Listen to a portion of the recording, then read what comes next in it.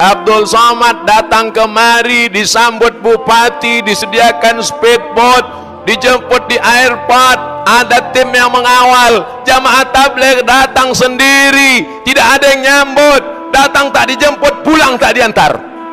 Tapi bukan jelangkung. Mereka lah yang sesungguhnya mengajak orang ke jalan Allah lillahi.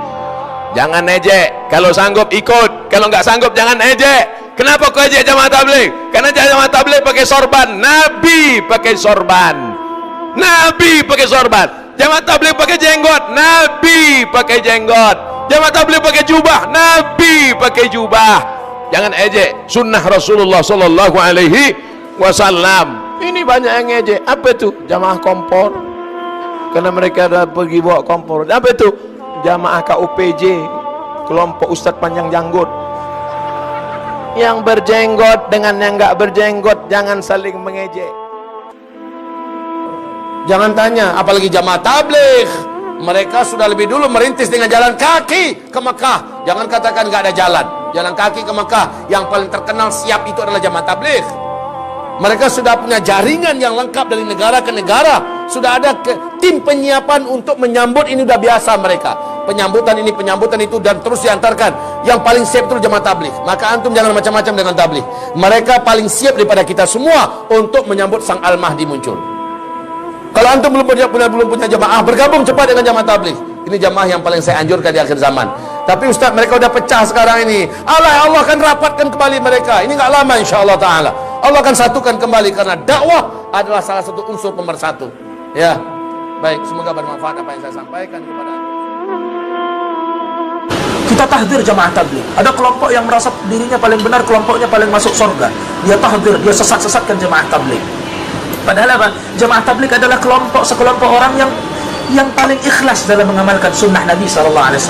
Sekarang anda mengaku anda salaf, sekarang anda mengaku bahwa diri anda pengikut setia salafus saleh. Jangankan sunnah-sunnah terbesar, sunnah terbesar adalah menegakkan hukum Allah di atas permukaan bumi ini, berhukum dan berundang-undang dengan hukum Allah. Jangankan sunnah yang paling besar, sunnah yang paling kecil belum tentu anda bisa lakukan. Apa? Bersiwak di setiap mau sholat. Bersiwak di setiap mau sholat, ini sunnah Nabi SAW yang selalu Nabi SAW dan para sahabat kerjakan, yang tidak dikerjakan oleh orang-orang sekarang. Anda mengaku ahlu sunnah, anda mengaku muslim yang berpegang teguh dengan sunnah, ya, gaungnya, omongannya, bacotnya lebih tinggi daripada pohon cemara. Saya ahlu sunnah sejati.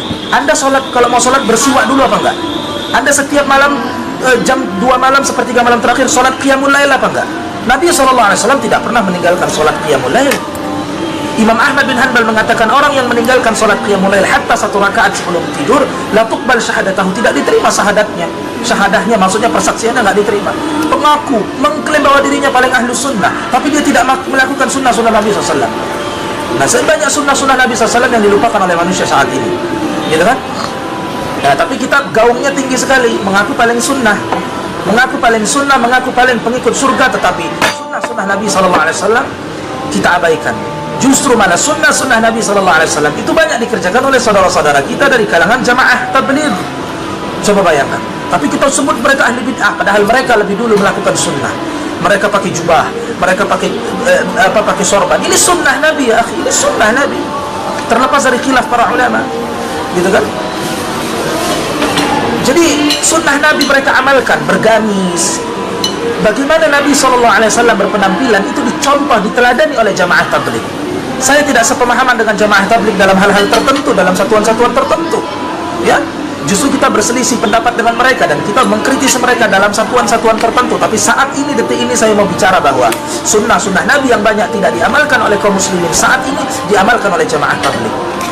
Mereka nggak perlu, mereka jamaah tabligh nggak pernah mereka mengklaim bahwa mereka adalah kelompok paling ahlu sunnah, enggak. Tapi prakteknya mereka mengamalkan sunnah. Bersiwak sebelum sholat, setiap mau sholat bersiwak dulu, dan kemana-mana membawa siwak adalah sunnah Nabi SAW. Ada diamalkan oleh kita, ada diamalkan oleh kita yang mengaku pengikut setia salafus soleh. Ada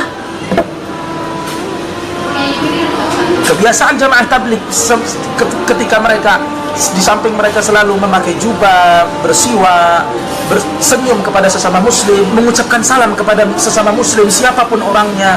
Di samping itu mereka selalu membawa mushaf Al-Quran, mushaf kecil mereka baca. Mereka nggak hafal Quran, sebagian mereka nggak hafal Quran, tapi mereka selalu mengamalkan Al-Quran.